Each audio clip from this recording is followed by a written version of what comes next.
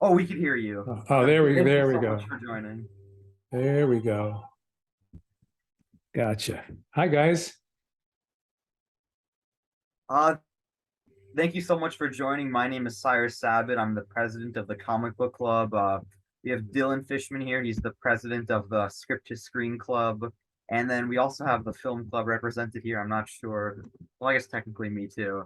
Thank you so much for coming. We're all huge fans, and this is an amazing opportunity. Oh, happy to be here and happy to talk to you guys. How's the weather? How's the storm?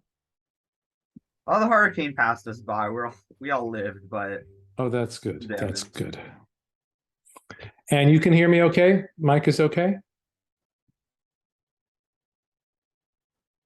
So I have the questions. Sounds good. Yeah.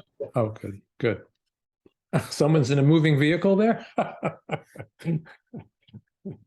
That's great. Okay, so we're gonna go through the pre-sent in questions, and then after that we can do the live questions because these are pretty. Sure, whatever you guys want to do, I'm happy to do it. Okay, the first question: how do you get started writing a script? Writing a script? Well, what kind of, are we talking about specifically a comic book script? They didn't specify, but yeah, I guess You know, comics. I think let's go even before that, which is how do you get started writing a story? You know, where does the inspiration come from for that? You know, the script, all this, even within comics. Let me put it. Let's start here. Within comics, there's two basic ways that it's done. There's what's popularly known and really misunderstood as Marvel style, which is plot first. You know, people hear stories about the 60s when Stan Lee would give an artist two lines and the artist would go off and draw 22 pages and create a story. That's not really what Marvel style is. Marvel style, the writer writes a very, very detailed, page by page, panel by panel plot. It goes off to the artist. The writer gets the art back and then puts in the finished captions and dialogue from the art, which is a great thing because you get to react to the art. And sometimes the things that you planned change because of what you see in the artwork. The other way it's done is called full script, which is just that's the whole thing is there. Page one, panel one, art directions, captions, dialogue. When you're done, it's done. And off it goes. So those are the script forms. But really, you know, it's all about story. It's all about where do, you know, if it's the question is where does story come from, God only knows where story comes from. It comes from the ethers, it comes from our unconscious, it comes from someplace out there, and we're lucky enough to have it funnel through us, and we become filters for that story. And I often say that a lot of times stories come to me almost like dreams. You know, I'll be laying on the floor, laying in bed, staring into space, I'm in the shower, and all of a sudden a movie starts playing in my head, and I just sit back and I watch it like I've never seen it before. And then my job is to run to the computer and get as much of that down as I possibly can and hope I can capture the movie that I'm seeing in my head. And that's all the unconscious. You have one of the things I learned over the years is the more you can consciously surrender to your unconscious and let it take control of the process, the better the work's going to be. The conscious mind will come in later to be an editor and clean everything up and get it just right and formatted and everything and clean up those sentences. But the real pure storytelling magic comes from the unconscious. That was a fantastic answer. Thank you so much. Oh, good. Okay, I better stop now. It might be my only good answer. The next question: did you receive any pushback while writing anything for Marvel or DC? Well, you know, it depends what you call pushback. There's always, you know, you have an editor, and when you're writing for these established characters, there's, you know, I've had a lot of freedom and I've done some stories that have really pushed the boundaries of these characters, but still these characters are going to be there before you get there and they're going to be there after you go. So you can bend them to a certain degree, but you can't break them, you know. And the wonderful thing about these iconic characters, whether it's Spider-Man or Superman or Batman or Captain America, is there's room for a lot of different interpretations. You know, there have been so many different interpretations of Batman. I've even written many different versions of Batman over the years, you know, from the grim, violent, vengeance-seeking Batman to the more lighthearted Batman of the Batman Brave and the Bold animated series, you know, and everything in between. But you still always have to be true to the essence of the character. And your editor's job is to step in when they think that you are not being true to that essence, that you're going to do something that may violate the character in some way. And so, yeah, over the years, there are occasions when absolutely you get pushed back. And sometimes you feel like the pushback isn't just, and what they're telling you not to do or what they're telling you to change is wrong. But you're a professional, and guess what? They own those characters, you don't. So you can fight and yell and scream and probably torch your career in the process. Or what a professional does is you take all that feedback and you channel it back through your own filter again, and you find a way to incorporate those changes and still be true to your own vision in the first place. That was amazing again. Thank you so much. The next question, who was your favorite character on the Justice League International to write? Wow. I loved all those characters so much. I always say they were, when you work with these characters long enough, what happens is that they become real to you. They become like real people. And the Justice League characters, especially because there was a lot of humor in that book, I think the humor actually made them more real, a lot more real than the melodramatic, breastfeeding characters, plenty of which I've written too. But the humor adds a certain level. They reminded me of my friends growing up in Brooklyn, hanging out on a Saturday night. So I really loved them all. If I was forced to pick, Beetle and Booster, the two of them, Blue Beetle and Booster Gold, but I also loved the Martian Manhunter. He was the greatest straight man ever, and Guy Gardner and all of them, but if I was forced to pick, it would be Beetle and Booster. And if I had to pick between the two, it would probably be Blue Beetle, because he felt the closest to me, to who I am. So because I am a billionaire inventor, so Blue and Gold are my favorite comic duo of all time, so I love that answer.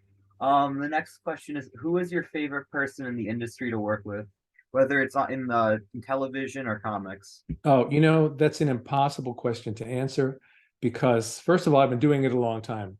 Second of all, just looking at comics, I have worked with some of the best artists ever to work in the industry, some of the best editors that have ever worked in the industry, and I've co-written, with just to pick Keith Giffen, one of the best writers to ever work in the industry. So I couldn't. It would be impossible for me to pick one. And then I go over to my TV work and all that. And when you're working with guys like Jim Krieg and Bruce Timm and Alan Burnett and James Tucker, it's like you can't say, oh, that guy or that woman, that's my favorite person that I ever worked with, because I've worked with so many brilliant people. I'm really, really lucky. So there's no answer to that question, unfortunately. Um, what character would you still like to write for that you haven't? I've been lucky again in that I've gotten to write most of the characters that I love. I've had a chance to write, especially at DC, because at DC I haven't just done the comics. I've done so much work in the DC animated universe, and when I was working on Justice League Unlimited, just about every DC character that existed passed through that show in the time I was working on it.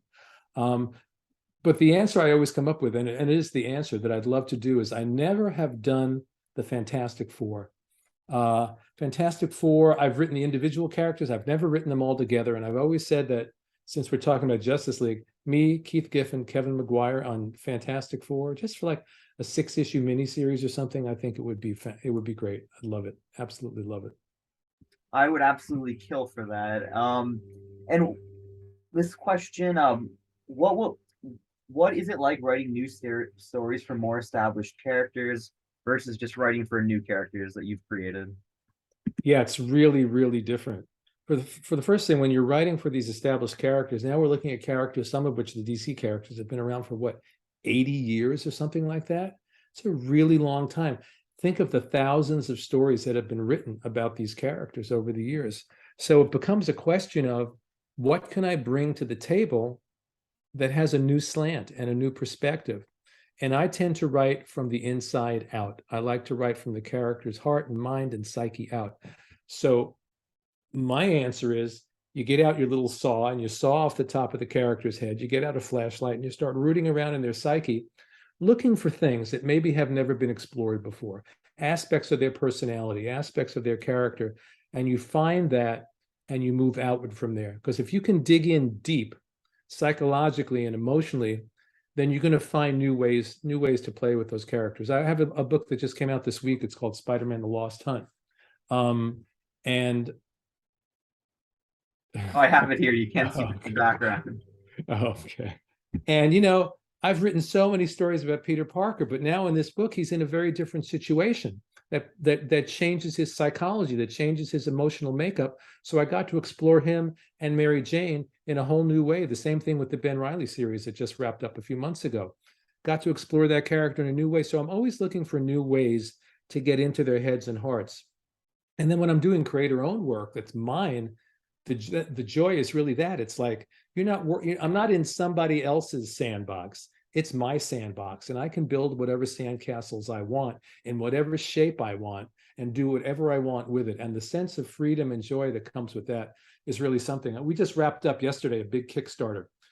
I launched 5 new books simultaneously, and we did really, really, really well. If anyone is listening and is interested and they missed the Kickstarter, those 5 books, you can still get them at spellboundcomics.com, probably through mid-December.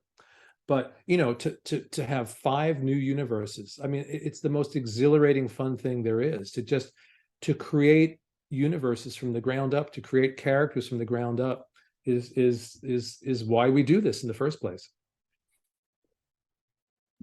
Next question. As someone who has written for comics, films, and TV, which format do you prefer and why? Is the type of media you like to write generally the same type of media you like to consume? Well, that's an interesting question. Is it the same type of media I like to consume? That my answer works both ways. Story is story is story. What it's about is telling a really good story. So for me as an audience, whether I'm reading a novel, reading a comic, watching a TV show, watching a movie, just tell me a good story. And the biggest difference with all these different media is just for me as a writer, the format. So a screenplay has a different construction and a different format than a comic book script, which is different than working on a piece of prose. I just had a novella that came out in June called The Excavator, which you can get on Amazon. I'll go over when we're done and go buy it. But anyway, so each form is different. It's a very different feeling when I'm working on a novel. When you're working in a screenplay, it's in comics and in prose, you can get a lot more into narrative. You're not going to get into narrative in a screenplay. It's mostly dialogue driven. Once in a while, you have voiceover and things like that. But the bottom line is it's about the story. And I could take a great story and plug it into any of those things and tell a good story. What I saw was when you first start to work in any new medium, the first time I ever wrote a screenplay, for the first couple of months, all you're thinking about is the form because it's new. Down to the margins are here and the dialogue thing goes here and the action goes here. And then after you've been doing it a while, that all becomes intuitive and you let the story just flow. Same thing the first time I wrote a comic book script. When I started years ago at DC, DC had these anthology comics, which they don't publish anymore, like House of Mystery, House of Secrets, Weird War Tales. They were little 6 to 8 page kind of Twilight Zone twist ending stories. But it was a great way to learn because they were, short stories, but they had to have a strong beginning, middle, and end, and a character arc, and you had to really tell an entire story in a compressed space. And I got this set of rules: no more than 35 words per panel, no more than 5.5 panels a page, literally. So it was almost like having to write a haiku or something because you had to fit your story in that way. But what a fantastic way to learn through those limitations. But in the beginning, all I was thinking about was how many words are in the panel and how many panels are on the page. And then it reaches a point where that goes from your conscious mind to your intuitive center, and you're just writing a story. So whether it's a movie, TV, a novel, whatever it is, the real thing is to tell a great story. You'll figure out the form as you go along. Find the great story. Awesome. Thank you so much. When writing for a character like Spider-Man and doing something as important and character defining as Kraven's Last Hunt or Best of Enemies, does it bother you at all to think that another writer is probably going to come along shortly after and undo the effects of the story you created? It doesn't. There are times when I'll be honest, there are times when it does, but what you do is you take a deep breath and you let it go, because I'm sure that I have done stories over the years that screwed up somebody else's continuity along the way. And you're working in a shared universe. Like I said before, those characters are there long before I came along, and they'll be there long after I'm gone. And everybody's going to put in their addition. It's like we're all building this piece of architecture. We're all adding bricks to the building, and sometimes someone's going to paint over what you did or whatever it is.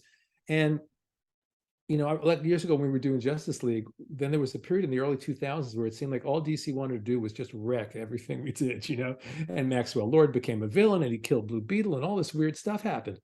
And at first you go, oh, what are they doing to my, first of all, guess what? They're not my characters. Even if I create a character for Marvel and DC, once I create it for them, it's theirs. I may have worked out a deal where I get a percentage of this or a percentage of that, but it's their character. And inevitably someone else is going to come along. So what I came to in the end is my stories are there. So, say Kraven's Last Hunt.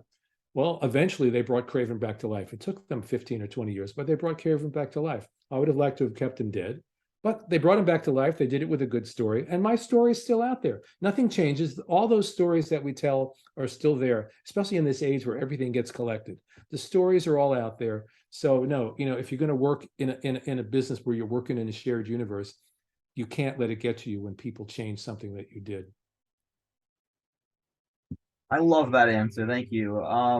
What's the hardest medium to write for in your experience? I mean, I don't think there's a hardest medium, at least not for me. The hardest medium is the one I've been away from the longest. I'll put it that way. So I wrote this novella that I was plugging a minute ago, and I hadn't done any prose, serious prose, in about 10 years. So it took me a while. I was very intimidated by it. And, sometimes the writing process, you ever see what a dog does before they sit down?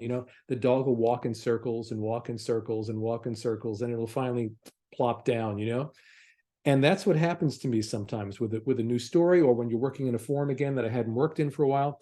I circled that thing and circled that thing and circled that thing for quite a while before I could just go and settle into it again.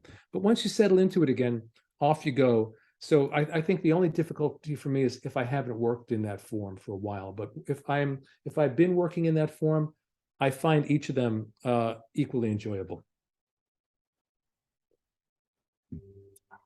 If you can remember, what inspired the identity crisis that Martian Manhunter goes through in the 4-issue mini?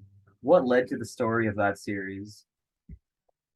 Yeah, so this is the problem when you ask me questions about a book that came out in 1989 or whatever it was. I don't remember what led to that series. I remember that I loved that character. I can tell you that. It's an interesting thing that happens with comics. There's you, the comic book reader, and then there's you, the comic book writer. And what happens is sometimes a character that you're like, it's okay when you're a reader, you start to write them and you make a connection the same way you'd make a connection with another human being. Something clicks, there's chemistry. And Martian Manhunter is one of those characters. I never thought twice about that character until I wrote him.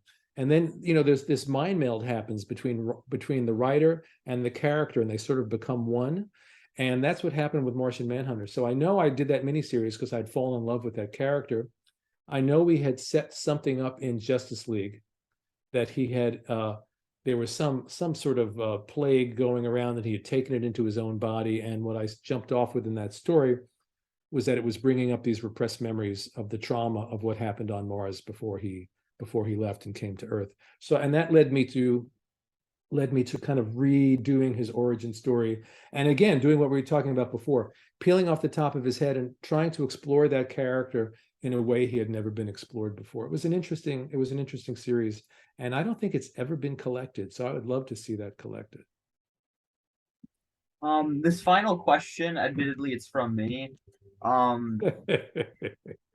think in the past, on Twitter, you've endorsed the James Gunn Justice League International film. Now that James Gunn is the head of the DC universe, Yeah. Would you still like to see that happen? And would you write the script if he asked? Yes, I'd like to see that happen. One of the nice things about social media, there's the ugly underbelly of social media, but the nice thing about social media is that people really do connect. And I've had a chance on a couple of occasions to connect with James Gunn on social media. And he seems to be somebody who really knows and loves these characters and these universes. And he seems to be a fan of JLI. So would I love to see them do it? Of course, I'd love to see them do it. And if they said to me, would you help us with this? And would you write a script or help us develop a story? I wouldn't even, why would I hesitate to do that? Not in a million years would I hesitate. So yeah, I would jump at the chance. Absolutely. Thank you so much. Fingers crossed it happens. I love Justice League Yeah, well, International. it's interesting because if you look at a lot of the Marvel movies, the sensibility in those movies is very much RJLI. The humor, the interplay really feels like a lot of what Keith and I did. So it's interesting. And James Gunn certainly has that sense of humor. And it's humor rooted in character. It's not just humor for humor's sake. It all comes out of the characters. So I would love to see them do that. Years ago we were doing Batman the Brave and the Bold, the animated series. There was a short time where the plan was to transition from Brave and the Bold to a JLI animated series, and it was really like, oh, and if we used JLI in a few episodes, I got to write a couple of episodes with them in it, and it's one of those things where like, oh, we might do this, and then we're not going to do it, and it's gone. But that would have been great too. I would have loved to have written that. Yeah, at the end of like JLU, I thought it was transitioning to JLI, and I loved seeing like the glimpses of it in Batman the Brave and the Bold. So fingers Yeah, crossed someday that could yeah. happen too. Yeah, it would be great. I mean, I think, they don't even have to call it Justice League if they don't want to. Call it something else, When we did formerly known as the Justice League, they started calling themselves the Super Buddies, or something like that. So call it the Super Buddies and let whatever you want to call it, is just use those characters and use that sensibility. I think it would be great. I love Super Buddies. So that is the end of the questions that were sent in. I know a lot of people wanted to ask you their questions personally, so we can start with Sure. that. Like oh yeah, so whoever wants to ask a question, unmute yourself and yeah. Hi, Mr. Mass. My name's Hi. Lane. I was, the Clone Saga is a little controversial. It's got its ups and downs, but I always felt that, like, when I think of the character Ben Riley, I think of a lot of the work that you did on the Lost Years, and then recently you're talking about the Spider-Man Ben Riley miniseries. I was just curious, what like attracts you to that character? What um you think about that character? You seem to put so much work into him. Yeah, I was talking before about the relationship between the writer and the characters, where something just clicks the way it would click with another person. And that's the way it was with Ben Riley. I honestly, and you have to be this way as a writer, in the normal world, people would call you crazy for thinking this way, but I think of them as real people. Getting to write Ben Riley again in that miniseries after so many years, it's like running into your old friend on the street who you haven't seen in 15 years, and you go out to lunch and you start talking and you rediscover each other. So what always drew me to Ben, and I really got to explore that in the Lost Years. I mean, we did another miniseries called Spider-Man Redemption around the same time. He is Peter Parker and he's not, because his life took such a dark road and it hardened him in a lot of ways that Peter isn't hardened. And yet at the core of him is the same good and decent guy trying desperately always to do the right thing, and yet carrying this burden with him and this darkness with him. And I like characters to have a lot of duality and a lot of push-pull. There's opposites tugging them in both ways. And Ben has a lot of that. And so I just connected with the character, and I really, and I feel the same way about Peter Parker. I feel like, I talked about him like he's Peter. He's not like Spider-Man, some character. He's Peter. He's my old friend Peter, So yeah, I love both those characters. And every time I get to, if I always think I have nothing left to say. I have nothing left to say with this character. When they came to me with the Lost Hunt series, I thought we were going to do another Ben Riley. And they said, well, we want to do something with Peter and Mary Jane in the same period. And we wanted to relate to Kraven the Hunter. And I'm like, I don't want to go back to that. And all of a sudden, the brain starts cooking and it's like, oh, I could do this and I could do that. And then you start writing and all of a sudden off you go, because I love these characters. And as long as you still have that love and a functioning imagination, you'll always be okay. Thank you. You're welcome. Hi, I have a question. Are there Sure. any characters that you've just had a really hard time writing for, that you just like, that you either don't enjoy, or that it's just difficult to get into the heads of and write for that character? That's an interesting question. Not often, but sometimes you see that you may love a character as a reader, but as a writer, you don't quite click the same way. And I know over the years, I've sometimes, whenever I've kind of bumped up against the X-Men characters, I think if I was writing an individual X-Men character, but the X-Men continuity is so, it's like the biggest soap opera in the history of the world. and sometimes it's just hard to wrap your mind around, you know. And I wrote X Factor for a while, and after a while, it just great characters, but I just didn't completely click with the book. And every once in a while, you bump up against something like that. And when you recognize that, then you back away. Either you find that door in that we've been talking about, or you go, you know what, I've taken this as far as I can. Something's not clicking for me. I'm going to go on my merry way and let someone come along and do it who really, really just clicks with these characters. And I'll sit back and enjoy it as a reader. But that's honestly, it's very rare. Usually I find a way in. You know, sometimes I've written a bunch of these DC animated movies, and I don't get to pick the movie I'm writing. They call me up and they say, now we're doing this. And I, you know, when they say, well, we have a movie that we want to talk to you about, and I'm always, oh, it's going to be this or that, and I'm getting all excited. And they call me up with some other character that I wasn't expecting. And sometimes my first reaction is, I don't know about that character, you know? And then my challenge is to, again, do what we've been talking about, dig in deep, find the thing in that character that really excites me, find that part of his psyche that's really interesting, and then take it from there. And if I can't find that, then I shouldn't accept the assignment. I did a Deathstroke animated movie about 2 years ago. Deathstroke was a character that I never, as a reader, really connected with. I'm not really a big fan of super assassins and all that kind of stuff. And when they first called me up and said Deathstroke, I was like, you know, I don't say it to them. I say it in my own head. I went, oh, I don't want to do this, you know. And then they send me a bunch of stories, and I start doing research online. And all of a sudden I go, oh, that's really interesting. And that's interesting. And look at his family relationships, and look at his past, and look at this. And suddenly there's an interesting, if I can find that psychological hook, I'm off to the races, you know. And if I can't, and that's happened only very, very rarely. And the problem is, you know, on occasion, I guess you don't realize it till you're in it, you know. But with Deathstroke, it worked out, and I ended up really, really enjoying writing that movie, and it was a lot of fun, and enjoying that character and his world. Thank you. You're welcome.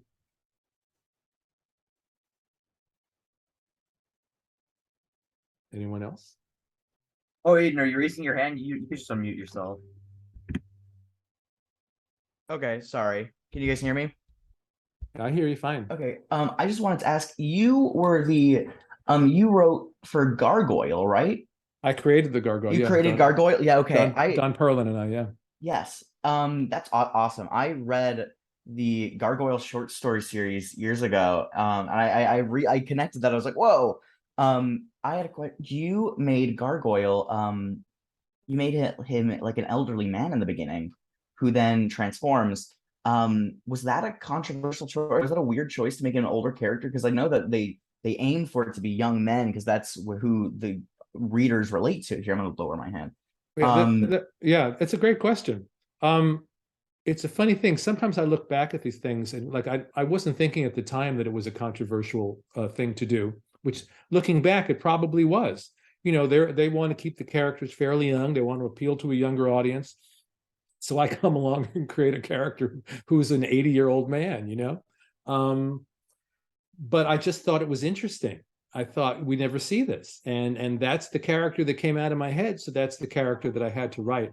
And actually that miniseries, which I did with Mark Badger back at around the same time I was writing Defenders, is one of my favorite things that I ever did for Marvel. I really like the supernatural characters. It allows you to kind of get into different psychological and mystical corners and tell different kinds of stories. So I loved working on that story, but I wasn't thinking at the time, ooh, this is a challenge. I'm going to write a story about an 80-year-old guy. It just happened that way. And looking back, I can see that. It's the same thing when I was writing Captain America. I introduced a supporting character named Arnie Roth, who was Steve Rogers' childhood friend, his best friend, and he was gay. Now, this is like 1981 or something like that, when there were very few, if any, gay characters in comics. But at the time, I wasn't thinking, I'm introducing a gay character. I just introduced a character that I thought fit in the story, that seemed to be perfect for Captain America, a character who he had a Jewish girlfriend and a black best friend. Why wouldn't he have a gay best friend and all that? It's only looking back now that I see, oh, that really kind of broke open a door, and I wasn't even thinking about it, you know? So same thing with Gargoyle. I wasn't thinking about it, and I didn't really get any pushback. We got some pushback with Arnie Roth, but I didn't get any pushback with the Gargoyle. Awesome. Thank you. You're welcome. Reading your I was reading your introduction to the Moonchild collection the other day, and you're talking about all your different literary influences who were coming through as you're writing the book. You mentioned Dickens. I was wondering, what's your favorite Dickens novels? Oh, my absolute favorite is David Copperfield, which I've read like 3 times. I just read it again like about a year and a half ago. First time I read it, I was 15, and then I read it again some years later, and I read it again, a year and a half ago, and it just gets better and better and better. But I really love the only Dickens novel that I've ever read that I didn't like, and it's only recently because I'd never read it, is the Pickwick Papers, and I got about 200 pages in. I may have to go back to it, but I just couldn't get through it. But Little Dorrit I loved, and Nicholas Nickleby, and Great Expectations, and Tale of Two Cities, and Oliver Twist. I love them all. But David Copperfield is the one that really, and Christmas Carol, which is one of the greatest stories ever told as far as I'm concerned. But I thank that English teacher that made us read Dickens in the 10th grade, because it really opened a door on something special.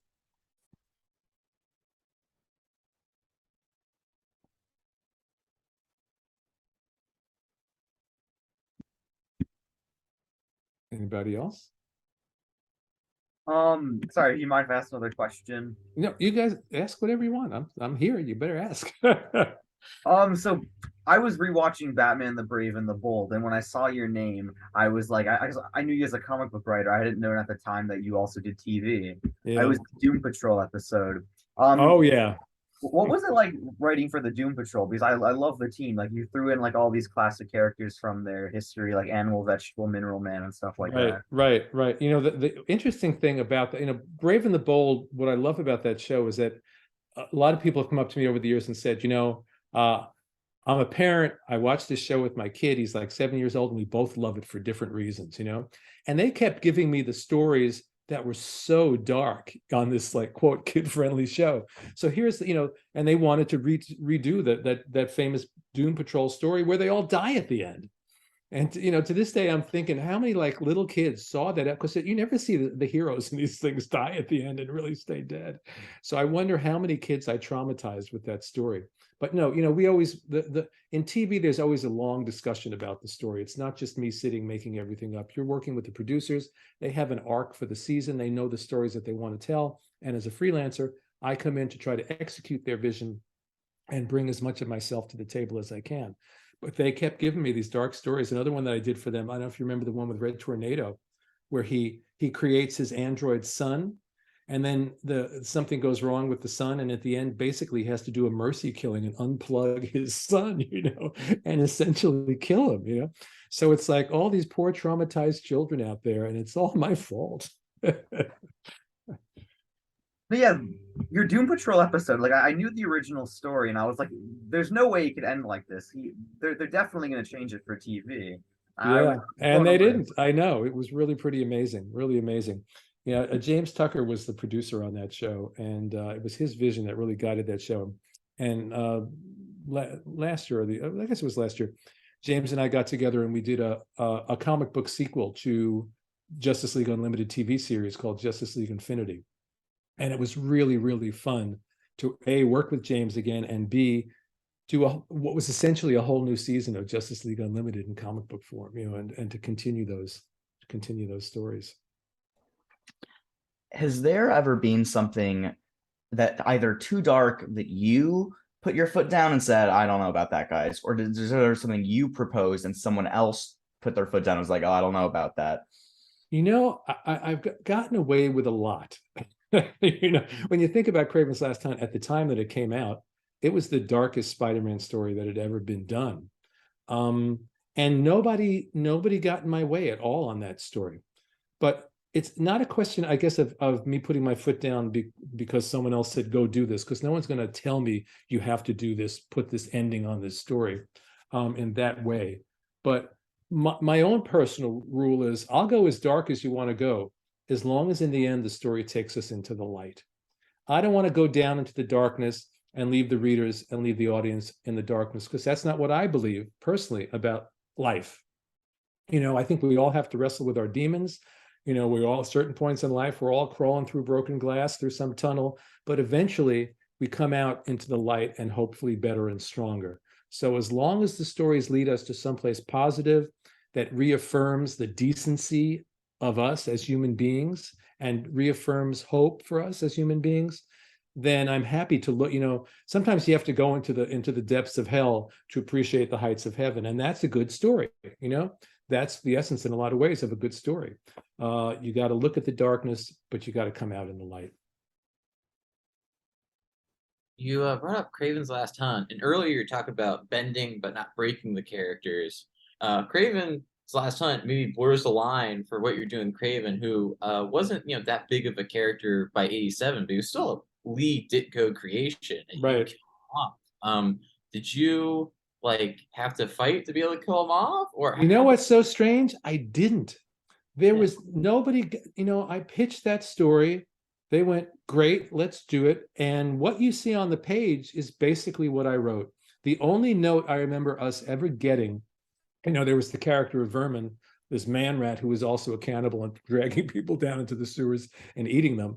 And there was one panel where the editor-in-chief said, there's too many bones in this panel of the people that he'd eaten. Could we take out a few of the bones? That was the only note we got. And it's looking back, it's actually amazing that they just said, go with it. And off we went, and no one got in the way. But other times, things do come up and people do say, change it. And your job as a professional, again, is to change it in a way that stays true to the essence of the story that you're trying to tell. If someone asks for a change, and I don't know if it's ever happened, maybe once or twice, where someone asks for something that you really feel violates the essence of what you're trying to tell, then that's when, you have to put your foot down and say, no, I can't do that. I can't do that. But that rarely, if ever, happens. And I have to say also, that's once you've kind of seasoned yourself, In the beginning, when I started my career, I had a rule, and the rule was the editor is always right, because I wanted to learn. Some guys come through the door and they think they know everything, and the editor gives them notes, and they don't want to listen. Off they go, and they wonder why they didn't sell that story. I wanted to learn. So if my editor said 5.5 panels a page, 35 words a panel, and if he said this, not that they ever said this, make every character in the story green and have them standing on their head, I'll find a way to do that, because I want to learn the craft. And no one ever asked me to do anything outrageous or immoral or anything like that. And so by saying yes to what my editors, and I had great teachers in those early days, guys like Paul Levitz and Len Wein and Jim Shooter and so many more. And I remember an editor saying to me, you're different than these other guys. These guys come in here and they want to tell me what to do, And I'm thinking, I'm so happy that I'm sitting here in your office getting a chance to do this. Why am I going to fight with you? I want to learn, and I want to grow, and I want to get better as a writer, So it's really important, especially in the beginning, to be open. And then once you get your chops down, then you learn when to pick your battles, And you don't want to be one of those guys either and you hear these stories about guys where everything is a battle. You're a professional. Take a deep breath and do your job. But if it's really important to you, then you draw the line. And it doesn't have to be a battle. It can just be a discussion, Absolutely. Drew some good bones. Oh, sorry, you can go first. My bad. No, I was just saying, Mike Zeck drew some good bones. I was looking at that. Mike Zeck draws good everything. Yeah. He does. It's a great looking story. Yeah, he's fantastic. He's fantastic. Cyrus, can I ask a question first, or would you Oh, no, yeah, you can go first. Okay, I was just gonna ask if there were any major memorable battles and or discussions that you what was your biggest thing that you put your foot down as this is my character, this is my story choice? I'm trying to think, and off the top of my head, I can't think of anything that was such an eruption. Sometimes it's just a disappointment. You get all excited and you come up with an idea. Years ago, one of my favorite characters is the Silver Surfer. And they asked me to write the monthly Silver Surfer book. And I got so excited, and I wrote up this whole outline for what I wanted to do. And I was in a white heat, right. Brought it into my editor. He loved it. And they passed it up the chain to the editor-in-chief, who for whatever reason said, no, we can't do that story. And, when you get that, and I couldn't see anything in that story that they should object to. And so what happens sometimes is it takes the air out of you a little bit, and then you have to kind of regroup. And so I took the bones of that story and I took out the elements that they said we couldn't use. Sometimes it's not anybody's fault. It's because no, you can't use that character because so and so over there is doing something with that. So if you do that in your story, it's going to violate that story. That's the shared universe business. But I remember with that Silver Surfer run, it happened a couple of times. All right, well, I won't do that. I'll change the story to this. No, we don't want you to change it to that. Oh, well, I guess I'll change it to this. And sometimes it's going on while you're in the middle of writing the story, and you have to be able to flow with that and jump with that. And that can be difficult sometimes, but you do your best because you're a professional. I have like it's a three-part question kind of. The first is, what's the you've written for Spider-Man very recently, and you wrote obviously Craven's Last Hunt. What's the difference in like writing then and now? Like, are the editors more involved then and now? And do you think like how important do you think Mary Jane is to Spider-Man as a character? And how do you personally feel about One More Day? Right, there's a lot of questions. So the first one is, what's the difference between then and now? If you go back, especially to the 80s was a very, very, very, it's like they uncorked the bottle. There was so much freedom. That's when I first started doing creator-owned books with Moonshadow and Blooded Tale, and even on, we're talking about Craven's Last Hunt, all the freedom I had with that. I did a book for DC for two years called Dr. Fate, and I had so much freedom on that book that it might as well have been a creator-owned series because they let me do whatever I wanted. It's not so I felt like in those days it was more from the creator up. Now it feels like a lot more things are coming from up there down to the creators, and you have to meet them in the middle, whereas before maybe they were meeting you. And it's just a difference in philosophy. I think as these characters become more corporate, as they're so tied into the movies and TV and all these things, I think there's more of a top-down mentality that's come in. It doesn't prevent you from telling good stories. Just like I said, they came to me with this new Spider-Man series, and I wanted to do Ben Reilly, and they said, we want Peter and Mary Jane, and we want Craven. And my first reaction was, Craven again, until I realized, oh, there's this character I've been thinking about for a few years, and that'll fit right in this story, and it'll explain this whole missing chapter in Craven's history, and off you go. So, there's always the story to be told, whether it's coming from the ground up or the top down, and it's just a difference in philosophies. For me, the more freedom the creator gets, the better it is. Now, that doesn't mean that you don't need a good editor. Everybody needs a good editor to watch over you. Everybody needs, and when you work with an editor that gives you the room and the space and the freedom, then when that editor picks up the phone and says to you, this isn't working, if they let 3 issues go by and it's like, this is great, and issue 4 comes along and they say, whoa, stop, you just took a wrong turn, we need to correct that. You pay attention and you correct it. Whereas, say, an editor who's over your shoulder through every part of the process, parsing every sentence in your story, that's not the way to edit. You have to find, to me, and I've edited too, you want to find people who know how to do their job and give them the room to do their job. And I also do a lot of story consulting. I have a story consultation business. And I always say to people, I don't want to impose my story on you. I want to help you tell your story in the best way possible. And I think that's what a good editor does. They help you tell your story in the best way possible. I remember years ago, I was working with an artist named Dan Green, and we were doing a Doctor Strange graphic novel called Into Shambhala, which is sadly out of print. And it's one of my favorite things that I ever did for Marvel.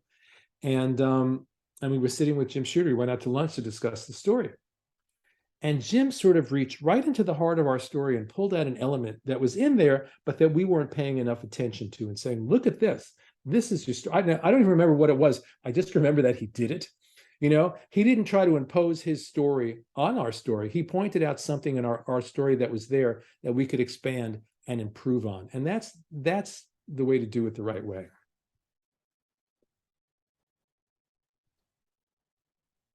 Just kind of going backwards a little bit, but you mentioned Vermin earlier. He's a character I've always found really interesting, and I feel like it's a favorite of yours because he mostly pops up in your stories. Yeah. He's a minor character, but he's so important to The Last Hunt.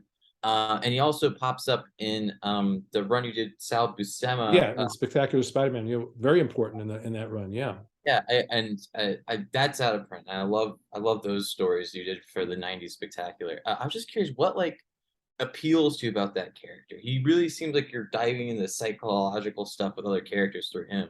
You know, in the beginning, actually, Mike Zeck and I cooked that character up when we were doing Captain America. That's where he first appeared. And I just thought, what's creepier than a man rat, you know, with all the whole thing.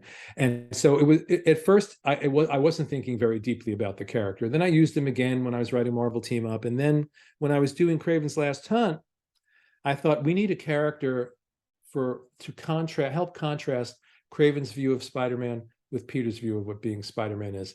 And Kraven, in being such a savage, he's a cannibal, for God's sake. You know, he's pure savagery. So I brought him in there for that contrast. But then, you know, once you bring the character in and you use him again, well, then I started to think, well, I want to know who is he?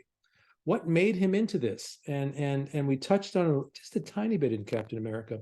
But then I did a story in Spectacular Spider-Man called The Child Within. And that's what really, really, where I got to do what I said I do, peel off the top of that character's head and really discover who he was, what made him into this thing that he was. And when you do it right with the so-called villains, then suddenly you have compassion for them. You understand them. You understand how tortured they are, what drove them to the place that they're in. And that's always the challenge. And that's why, in a lot of ways, sometimes the villains can be the most interesting characters if you really look at them as people and you understand that a villain doesn't walk around thinking, I'm a villain. They're just a human being with needs and goals like everybody else. Their needs and goals may not be healthy for society, but you know, they're not thinking that way. They're thinking, this is what I need to survive. And so, yeah, so Vermin, the more I dove deep into his head, the more he really fascinated me. And I used him in The Child Within. I used him in another story, our second year on Spectacular Spider-Man. So when I did the Ben Reilly story, I wanted to bring him back. And it was really fun, again, to reconnect with this character. I think your villain philosophy is really apparent in that stretch of Spectacular Spider-Man, but especially with the Harry storyline you have going on. I really love the twisted family dynamics that you use. I think that goes back to family dynamics. And it's perfect with Harry because no matter what, yes, he's the villain of the piece, but he's for me as a writer, what's better? The villain is also the hero's best friend. And while they're trying to destroy each other, these two guys absolutely love each other. There's so much tension there. There's so many dynamics to play with, and that makes for great story and great exploration of character. Yeah. That Harry story really drove that 2 years of Spectacular Spider-Man. And I have people keep asking me, well, why hasn't that been collected? And my answer is, I have no idea. It's some of the best work I've ever done. They collected that entire run in Poland. I have a nice hardcover Polish edition of my entire Spectacular. I can't read it because it's not in English, but I have it. Why it hasn't been done here in English is just beyond me. I have no idea. It's fantastic. That's funny because when I was living overseas in Israel, I would find like lots of different foreign language comics, and like I'd never seen them before, and like they were definitely like American, just like translated, and I couldn't find them anywhere else. I never thought that like they would print something only for specific countries. Yeah, I have like an Italian edition of The Child Within. That's never been collected here. I mean, it's baffling. It's really baffling when I see things collected. You know, we're talking about that Doctor Strange graphic novel. About 2 years ago in Italy, they put out a big oversized hardcover of that. And it still remains out of print here. So I don't get it. And then I see things that I never want to see get reprinted. You know, it's like, why is that back in print? And these things that I love are not in print, you know? They did those big X Factor epic collections, really. Oh, I don't mind. I mean, I don't think those are. I'm not saying that I thought those were bad stories or anything. They just wasn't my favorite gig ever. But I looked through that book when it came out and I said, oh, these are okay. But it's not the top of my list, you know. And here's one thing I learned over the years. I try to never knock any of my stories in public, because what I've found by going to conventions and talking to fans, I may have a problem with a certain story of mine because as the writer, I'm seeing it differently. I'm seeing, oh God, I could have done that better, or that sentence could have been better, or I could have expressed this better. And then someone comes up to me about some story that I think is just awful, and they say, this is my favorite comic ever. So I don't want to be standing in public saying, oh, that story that I wrote sucks. And then the poor guy that read it and loved it is thinking, well, why do I like it if the writer thinks it's terrible, you know? My philosophy is once you release a story into the wild, it doesn't belong to me anymore. It belongs to the audience. You know, why is Craven's Last Hunt a story that gets reprinted over and over and over and over, and people keep reading it for the first time? I don't know. The audience decided that. I didn't decide that. You know, I could have put that book out and no one would have talked about it again, but something happened, some chemistry between the story and the audience. So I can't be objective about my own work, and I learned to shut up about the stuff that I don't like, because I've seen too many times that the things I may not like for whatever reasons I have, that's somebody else's favorite comic. So I try to keep my mouth shut. So do you never get asked or consulted about when stuff is reprinted at all? Like it just comes out? You know, honestly, you know, if it's my creator-owned stuff, like the past years, I've been really working, getting a lot of my creator-owned stuff back out in new editions. And we have another new edition of Moonshadow coming out next year, and Blooded Tales coming out, and a new edition of Brooklyn Dreams, which is my autobiographical comic. But the Marvel and DC stuff, I'm like everybody else. I'm looking through the solicits every month to see what's coming out. Oh, look, they reprinted something of mine. And the only time I ever know in advance is if they call me up because they want me to write an introduction or something. You know, so, but other than that, I'm as surprised as anybody else when these things come out. So every month I'm looking, believe me, just like everyone else, Spectacular Spider-Man, they're going to reprint it this month, you know? And I don't know. I'm in the dark. I've got a question about something completely different. You were included as one of the main writers for Scooby Apocalypse. Yes. Were you one of the were you one of the creators for that? Because I feel like I'd seen that idea before, or I mean, I'd seen adult Scooby-Doo stuff. I don't know, but were you one of the main creative? Here's what happened. Here's what happened with that book. DC got the rights to all these Hanna-Barbera characters, and they had this idea to sort of adultify them, I guess is a word, if that's not a word. Sort of like what they had been doing with Archie. I think that's where they got the idea from, the Archie comics, where they did, you know, Archie versus zombies and all that stuff. And so, you know, I've been working with Keith Giffen for years, and I've always said to Keith, I will work with you. I love working with him so much. I said, I'll work with you on anything. I don't care what the book is, you know? And one day he calls me up and he says, well, Jim Lee called me and they want us to do Scooby-Doo. And I was like, what? You know, what? And Jim Lee came up with the basic concept, the idea that it's a post-apocalyptic thing and the monsters are real. We took that idea and developed it. And it turned into a great gig. It's a fun, we did that book for 3 years. I loved working on that book. But when that's what goes back to what I was saying before, you know, as a professional, sometimes you get the call and it's like, what are you talking about? Scooby-Doo? No, you know? And then we dive into it and we had such a good time with that book. I really, really loved it. And the funny thing was right around the same time, there was a new Scooby-Doo animated series called Be Cool Scooby-Doo.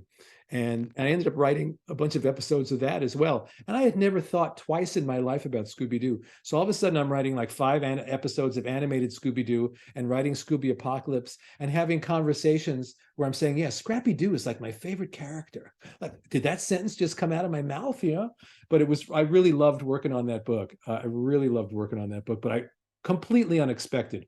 And that's the other thing. When you're out there in the world and you're a freelance writer, you always have to be ready to open whatever the knock is. Whoever's knocking, you got to open the door and give them a chance to come in. Don't slam the door in their face. Listen to what they have to say, because sometimes you don't have a choice. Sometimes you need to pay the rent that month. You need to pay the mortgage, you know, and work is slow. And you end up having to say yes to something that maybe normally you wouldn't say yes to. And you have to turn that into the gig that you love somehow.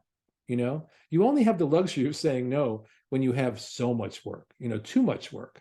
And even then you never know, because you may have the sad truth of being a freelancer is you may be drowning in work 1 month and 2 months later, there might be no work at all.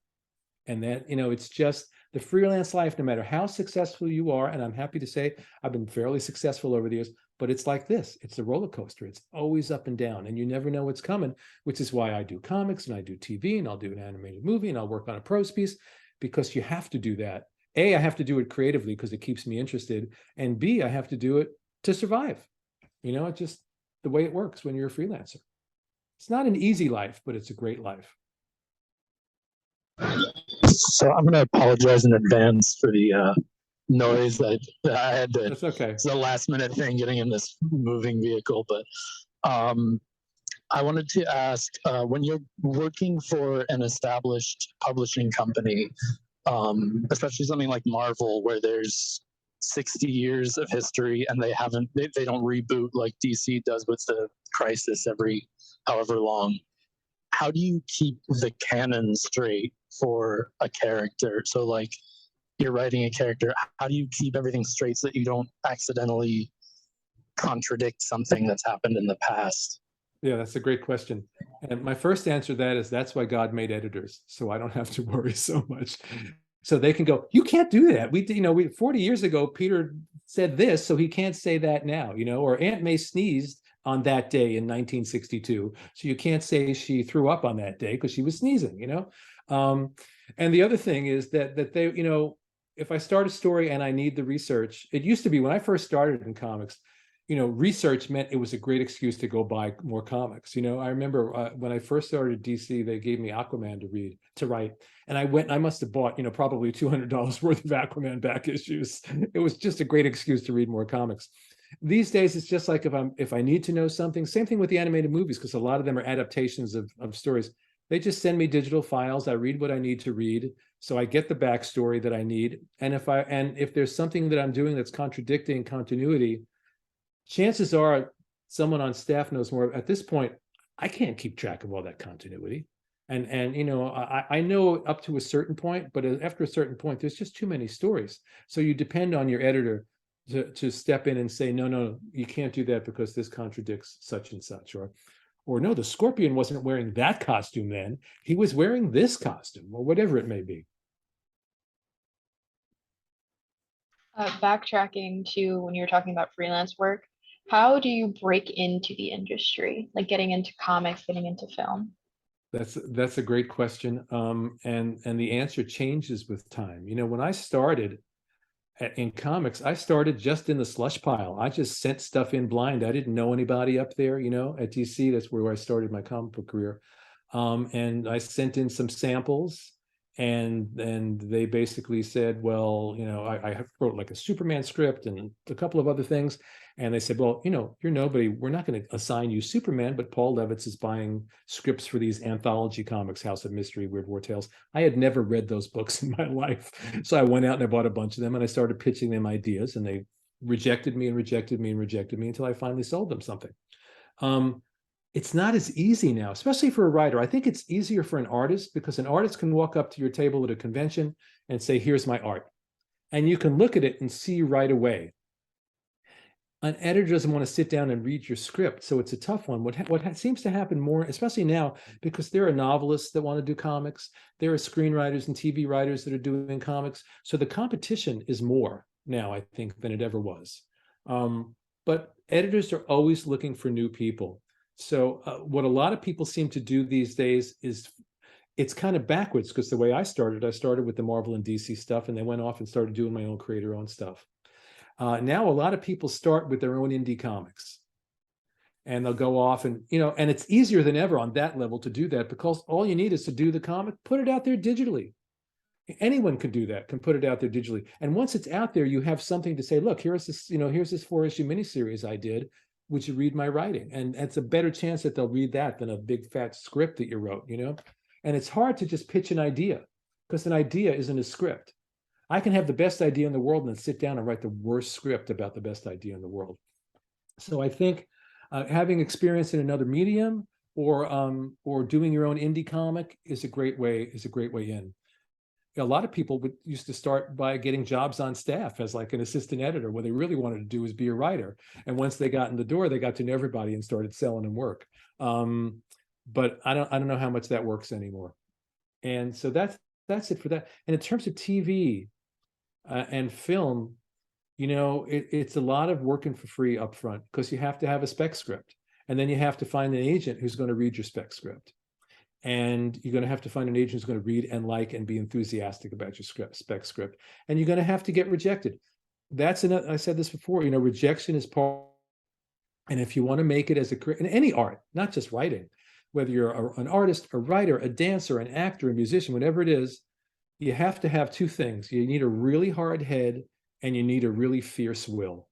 You need a hard head because you're going to run into a lot of walls and it's going to hurt, and you need to bounce off that wall. I always say, you got rejected, crawl under your desk, bang your head against the wall, curse God, and then get up from under your desk and write another story, because that's what it's all about. You always have the freedom to write another story. Harlan Ellison used to have some line about that. It's the one thing they can't take away from you is you're the guy that can always go right. They can't do that. You can. And you need a fierce will, because there's going to be a lot of people that are going to say no to you. There's going to be a lot of people in your own life who won't understand what you want to do. The idea, most people are like, you want to get a 9-to-5 job where there's security and there's benefits, and what you want to be a writer? You want to be a dancer? You want to be an artist? Are you crazy? Do you know how, and you always get the line, do you know how many people do that and fail? You have to have a really fierce will, and you have to believe in yourself, and you have to be, people don't mean it in a harmful way, but it is harmful to you to hear that stuff. And you have to, I call them the practical people, and you have to be able to push the practical people out of the way and go after your dreams. And my line is, you got to chase your dreams. Now, the thing you have to remember is chasing that dream might not lead you to the place that you think you're going. You may have a goal over there. I want to be the next Vincent van Gogh and have my paintings shown in museums. And you may end up being a comic book writer or an art teacher, but you followed your passion and it led you to some place where you can still express that passion. So you may not get to that place that you think you're going. And then again, to be open to surprises. I never planned a career in animation. I wasn't even interested in a career in animation. It just kind of happened. And then someone knocked on the door with that, and I said, I'll try that. And the next thing I knew, it's 20 years later, and it's been a really huge part of my career, not planned. So you have to have a fierce will and a hard head and be open to the surprises that the universe throws your way. I hope that answered your question. Yes, thank you. You're welcome.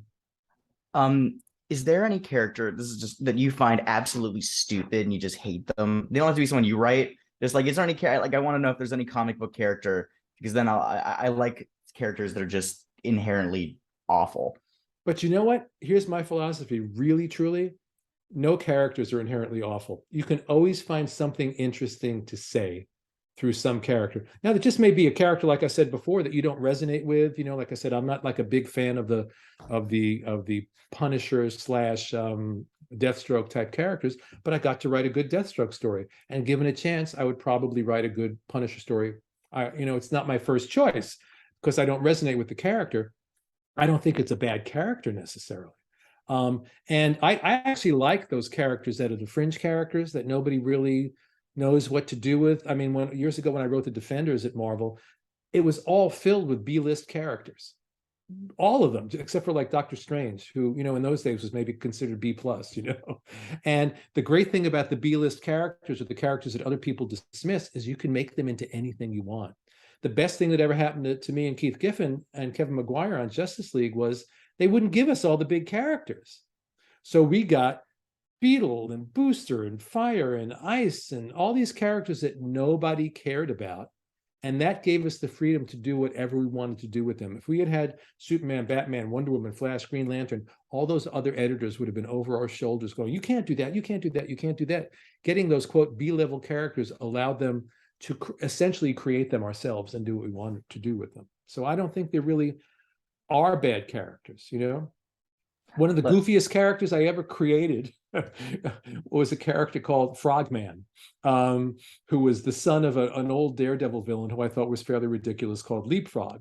And I did this story years ago about his son who wanted to redeem his father's name. And he's just this 15-year-old, overweight, goofy kid who decides to put on his father's old costume and be a superhero.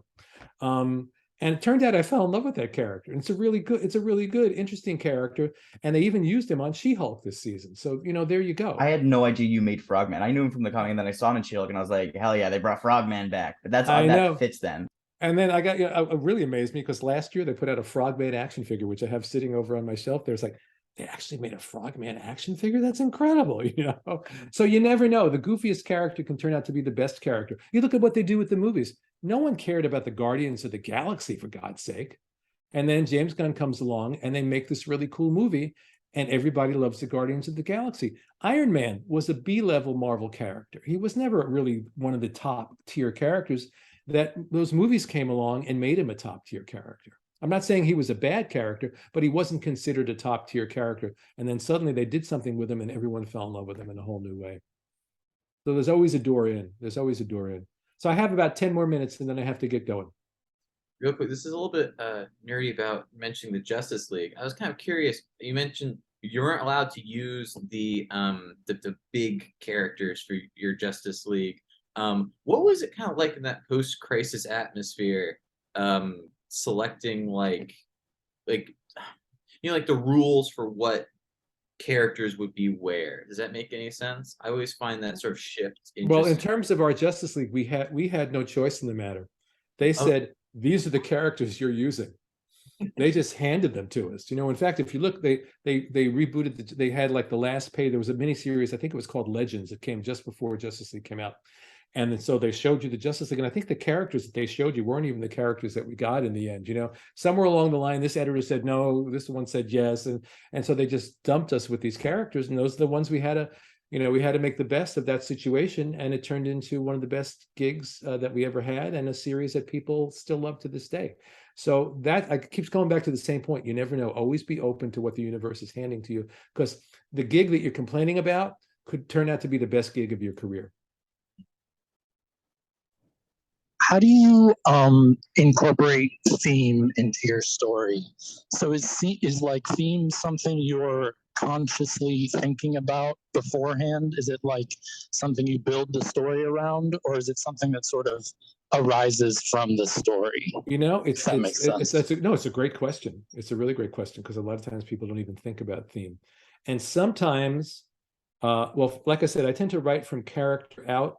But, whatever the thing with the character, whatever that character is wrestling with can create the theme. And sometimes I'm thinking about a theme as I'm writing the story. But sometimes the fun of it is that I look back and say, oh, that's the theme. You think you're writing one thing and you look back, there's a whole other theme running through the story. I remember very early on in my career pitching a story to Denny O'Neil. And I started talking to him about the theme of the story. And he was like, oh, you're talking about the theme. Writers don't come in and talk about the theme of the story.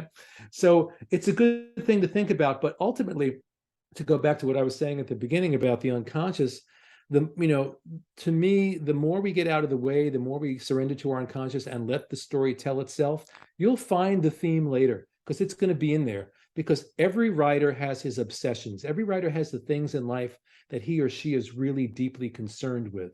And I know early in my career, I wasn't thinking about that. And then suddenly I look at a run of like a year's worth of stories and I see the same themes cropping up again and again and again, because those are the things in life that obsess me. So why are there always stories about people trying to define their identity, or they're wrestling with their issues with their fathers, or they're trying to find their cosmic identity and their spiritual truth? Because these are the things that obsess me.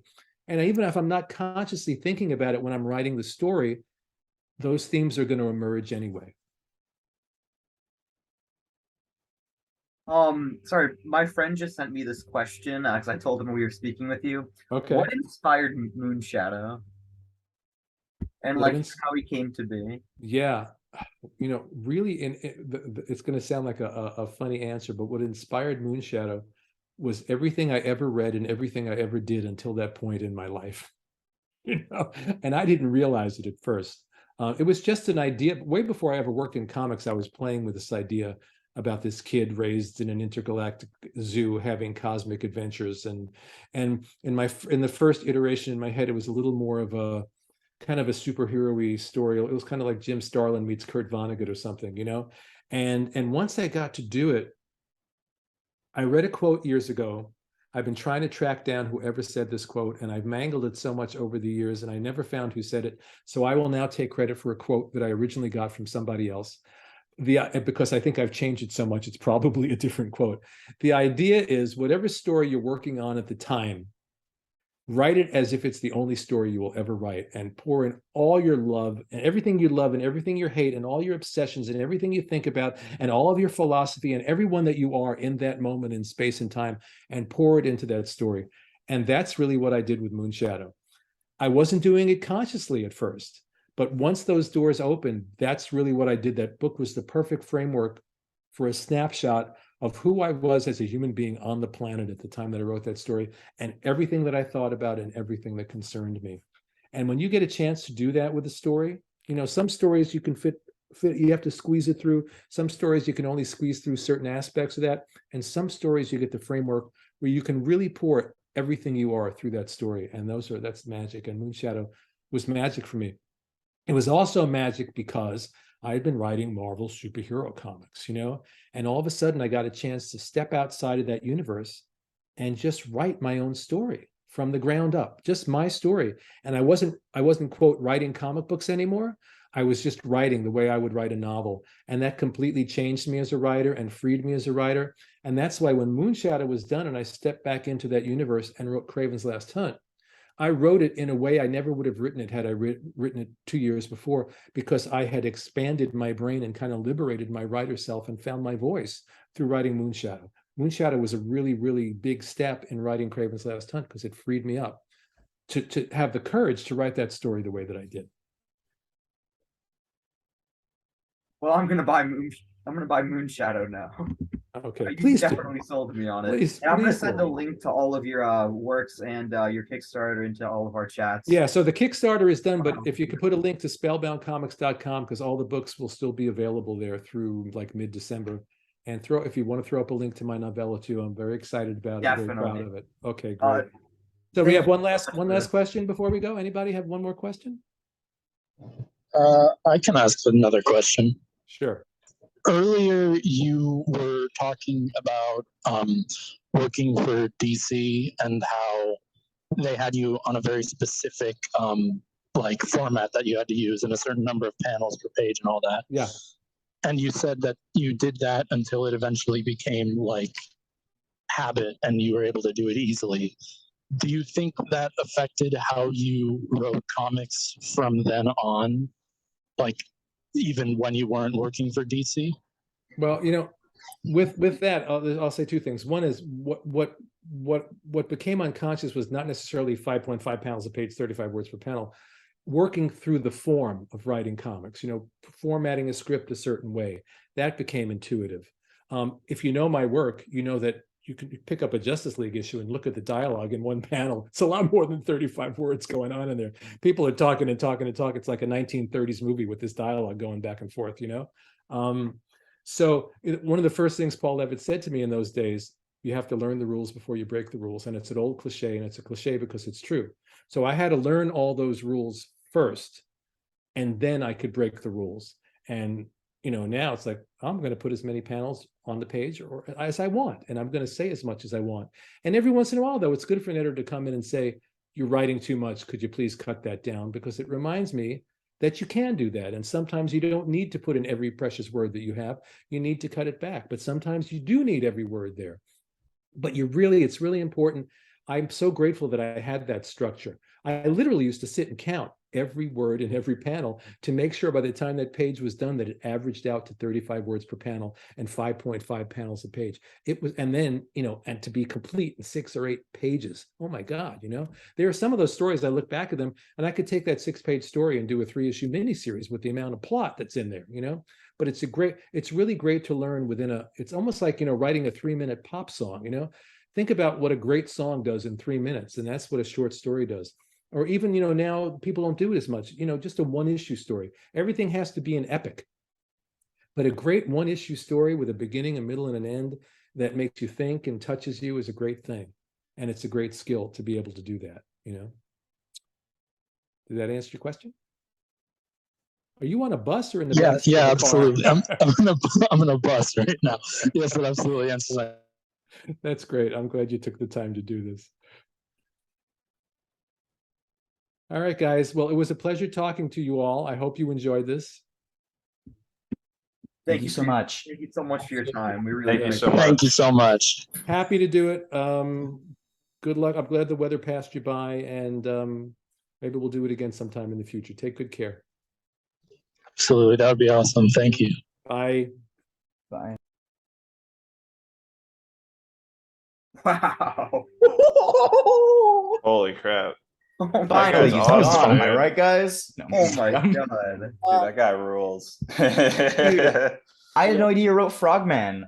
Me neither. Oh my god, that was so well, cool. like I was saying, they have not reprinted his 90s Spectacular Spider-Man work, and literally he's like the best 90s Spider-Man writer. Like the Clone Saga is all over the place, but his shit, like what he's talking about, he tries to like go into like people's like psyches. No, he It's does. Yeah, so much more interesting stories than a lot of what's going on in 90s. that was Spider-Man. really interesting to hear him talk about Vermin, because I was like, Vermin, like I I'm hate so Vermin. glad you asked about Vermin. Oh my god. He's I like was he's like, like a "You little talk- man rat. He was Captain America, and